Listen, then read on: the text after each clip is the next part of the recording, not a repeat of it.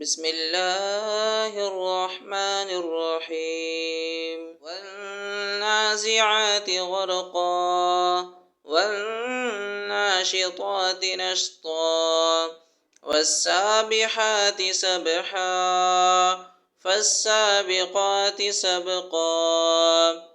فالمدبرات أمرا يوم ترجف الراجفة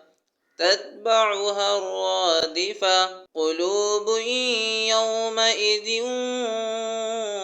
واجفة أبصارها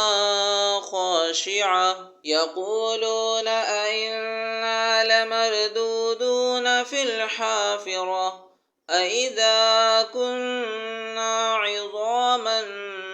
نخرة قالوا تلك إذا كرة خاسرة فإنما هي زجرة واحدة فإذا هم بالساهرة هل أتاك حديث موسى إذ ناداه ربه بالواد المقدس طوى اذهب إلى فرعون إنه طغى فقل هل لك إلى أن تزكى وأهديك إلى ربك فتخشى فأراه الآية الكبرى فكذب وعصى ثم أدبر يسعى فحشر فنادى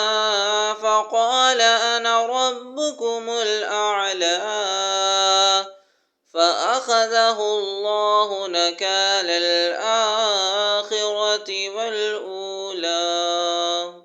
إن في ذلك لعبرة لمن يخشى أنتم أشد خلقا أم السماء بناها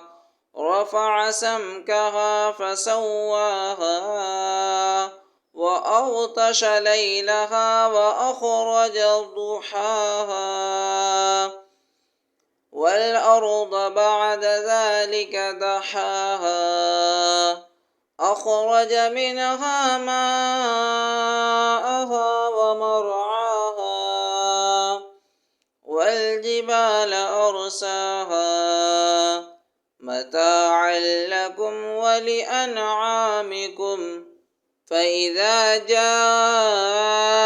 الطامة الكبرى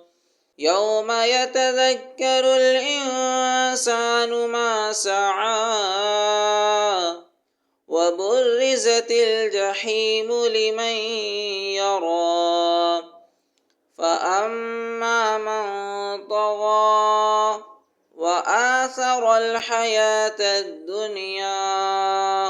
فإن الجحيم هي المأوى وأما من خاف مقام ربه ونهى النفس عن الهوى فإن الجنة هي المأوى